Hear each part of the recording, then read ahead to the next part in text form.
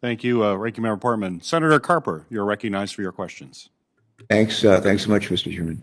And to our witnesses, good morning, and thank you all for joining us today. I have three questions. I'm going to try to get to. One of those deals with the importance of federal records management for accountability and transparency. The second one deals with how the Presidential and Federal Records Act amendments of 2014 helped to improve transparency across the executive branch and the gaps that still remain. The third question will focus on improving NARA's a role in records management through enhanced support. Start off for each of our three witnesses on the importance of federal records management for accountability and transparency. Ms. Wiseman, Professor Barron, and Mr. Turley. I was fortunate to serve as chairman of this committee in 2014. Our ranking member was Tom Coburn from Oklahoma, and he and I took on a very important issue of modernizing the presidential and federal records to try to capture and archive electronic records, among other things. The legislation was bipartisan and I'm proud to say it was bicameral. Because we all recognize that as public servants, our duty was to provide transparency and to deliver results to the American people for whom we work. Ms. Wiseman, followed by Professor Barron, Mr. Turley. For some, the issue of federal record reform can be pretty dry or even boring at first glance. But briefly, can you provide more context as to why every American should pay attention to this conversation? Why is this important? It's important because this is our history. These records tell the story, our story as a nation. We can't possibly understand how to chart a course forward if we don't understand what happened in the past. They're also important for accountability. This committee and other committees depend on the availability of records that talk about that explain what happened and why it happened. It's important for public accountability. Laws like the Freedom of Information Act would have no utility whatsoever if there were no records. Journalists would not be able to do their job if there were no records. So,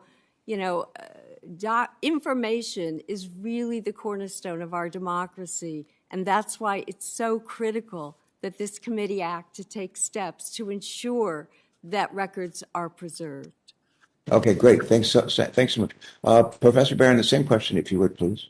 Why is this important to the Americans? Thank you, Senator. Well, we're talking today about the Presidential Records Act and the Federal Records Act. And the PRA, when it was enacted in 1978, it made clear that the president's records, the records of the White House, are not owned by a president, they're owned by the American people. So that's the first point about accountability. And second, with the Federal Records Act, ever since 1950, there's been a requirement that every agency in government adequately document its activities. Ms. Wiseman is exactly right. You have to create records and manage the records, preserve the records, so that you can provide access to the American people of those records, and the Freedom of Information Act has been with us since 1966.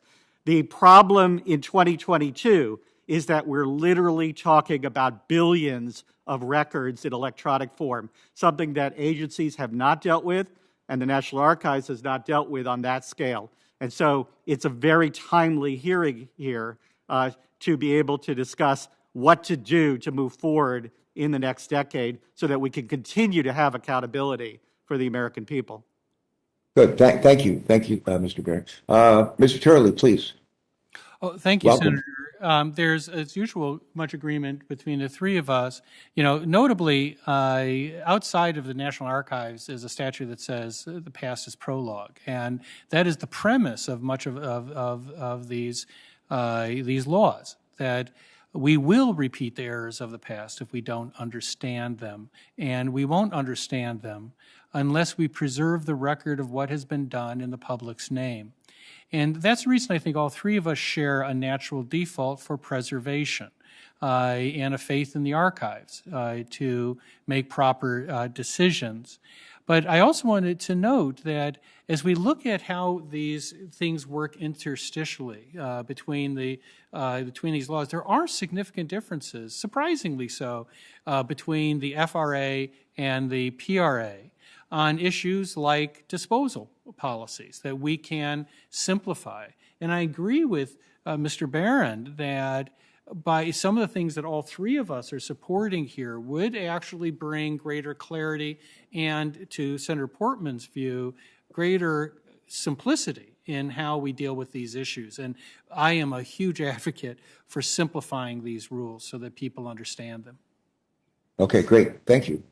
My second question would be for Ms. Weissman and for Professor Barron. Senator Coburn and former Senator Coburn and I set out to reform the Presidential and Federal Records Act, 8 years ago, to establish a clearer process by which incumbent and former presidents could review presidential records prior to their release and to improve the federal government's ability to capture and archive electronic records. What are some lessons learned from these reform efforts for federal and presidential record keeping?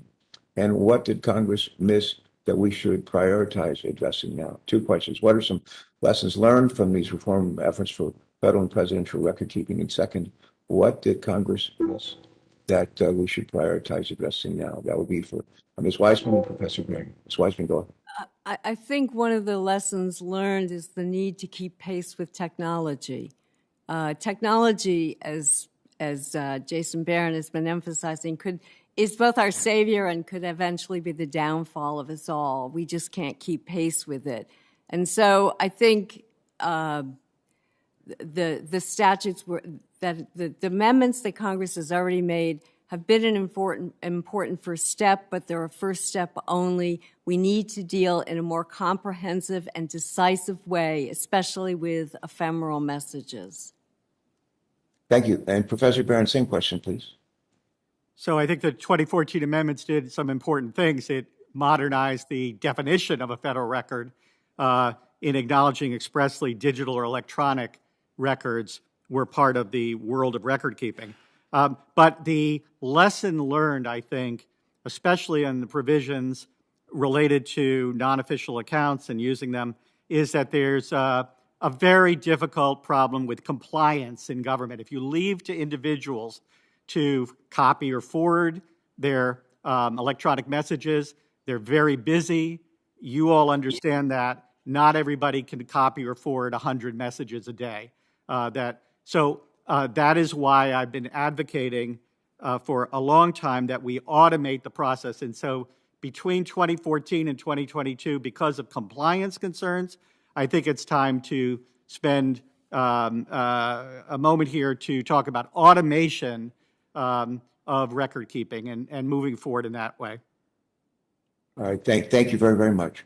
And I have a third question. My time has expired, Mr. Chairman. I just want to mention my third question for the record, but what does the National Archive and Records Administration require to ensure that agencies can fulfill its mission, and an agency can fulfill its mission, particularly in the digital age? And I'll ask that one for the record. Again, our thanks to all of you for being with us today and taking up and helping us take up an issue that was important 8 years ago when Senator Coburn and I led the effort on this, and it's important still today. Thank you very much. Thank you, Senator Carper. Senator Langford, you're recognized.